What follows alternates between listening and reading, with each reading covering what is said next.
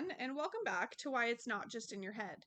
Today we're exploring how the physical environment and ecological conditions influence biology and behavior and what that means for social work practice with children and families in my area, Ogden, Utah. We'll connect environment to well-being, define environmental justice, and close with some practical strategies and advocacy steps social workers can take. Now, when we say person and environment, we're not just talking about relationships and resources. We're also talking about air quality, housing conditions, neighborhood safety, noise, crowding, heat, and exposure to toxins. These conditions can shape physical health and also influence mood, attention, sleep, and stress responses. A helpful way to think about this is that environment affects development through repeated everyday exposures. A major review of child development research finds that physical factors like crowding, noise, housing quality, and neighborhood conditions can influence children's cognitive and socio-emotional outcomes over time. And these conditions aren't distributed equally. NASW highlights that environmental factors interact with social determinants and contribute to avoidable health inequities. That's why environmental justice matters, and we'll return to it in just a second. So for Ogden, Utah, it sits along the Wasatch Front, where families may experience seasonal air quality changes, temperature extremes, and neighborhood level differences in housing quality and green space. Just a little bit of context, based on a 2024 year estimate,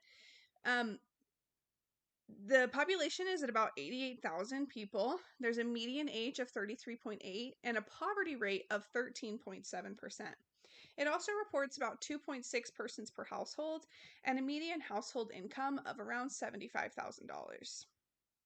For children and families, these indicators matter because financial strain and household structure can influence housing stability, crowding risks, caregiver stress, and access to preventative care, all of which can change how strongly environmental exposures affect day-to-day functioning. So here are a few key pathways you might see in practice. So if someone is experiencing respiratory stress, that can affect routines and a child's school attendance. So when air quality worsens, pollution, smoke, or dust, which in Ogden we experience something called the inversion, where when it gets really cold, all the pollution will actually stay trapped in the valley, and it makes for horrible air quality in the winter. And then in the summer, we experience a lot of wildfires in our area and get a lot of smoke from the Washington, Oregon, Canada fires as well.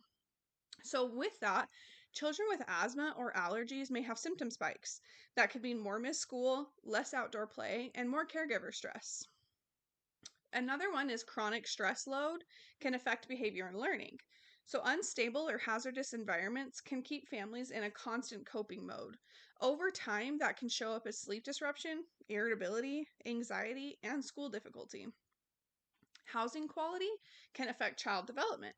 Because environment is part of development, social workers should ask, what's happening at home? Noise, crowding, molds, temperature instability, that could be disrupting sleep and learning. Climate pressures also compound risks.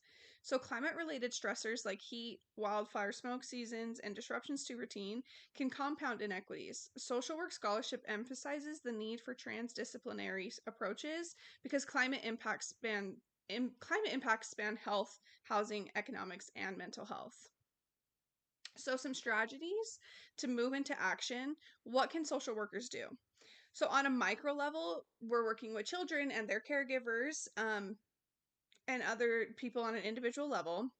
We can add an environment check to the biopsychosocial assessment using quick non-judgmental prompts like, are there times of year your child's sleep or breathing gets worse? Any leaks, mold smells, pests, or major temperature problems at home? Is there a quiet place for homework and bedtime? Another way you can create an environment to routine plan. So instead of just only sharing information, co-create routines that protect development with your clients. So things like bedtime routines that reduce noise and light disruption, indoor movement options on bad air days, and a plan for school communication during symptom flare-ups if they are experiencing things like asthma. Another thing is caregiver stress buffering. Environmental hardship, it really increases that caregiver load. And so having a brief plan that will support sleep, social supports, concrete resources can reduce family conflict and improve follow through. And lastly, you can support documentation and referrals. With consent, help families document housing concerns and connect to tenant/community supports. The goal is reducing exposure, not only treating symptoms. On a meso level, we're going to be working with things like schools, clinics, agencies. So we can do things like school focus coordination. Partner with the school social workers, nurses, counselors, and teachers for attendance plans and predictable supports. There can also be groups on parenting under chronic stress, environmental coping routines, and resource navigation. At a macro level, we'll be doing more like community and policy advocacy. So, like healthy housing advocacy, push for stronger housing protections and enforcement. The NASW frames environmental inequities as a justice issue tied to health outcomes. Transdisciplinary climate response is also something that we could look into. Collaborate with public health and community partners to strengthen resilience and reduce compounded risks. And so environmental justice is the principle that communities should not face disproportionate environmental harms, and that they should have meaningful power in decisions about land use, pollution, housing, and environmental protections. From a social work lens, environmental justice isn't an extra topic. Inequitable environmental exposures produce inequitable health outcomes. The NASW emphasizes that addressing environmental factors aligns with the social worker's role in building a healthier, more just society. So in Ogden, environmental justice can show up when renters have limited power to demand repairs. Families lack transportation to access healthier options or participate in public meetings. And some neighborhoods have fewer safe, health protective outdoor spaces. So some advocacy ideas, they can be small and immediate and yet still really powerful. So on a client level, with consent, you can help write support letters about how housing affects school attendance or symptoms, attend school meetings to advocate for accommodations. At an agency level, add a short environmental screening tool to intake and create referral pathways. And at a community/policy level, we can partner with coalitions and support policies that reduce exposure burdens and improve healthy housing. So to close, the physical environment can shape children's health, behavior, and opportunity.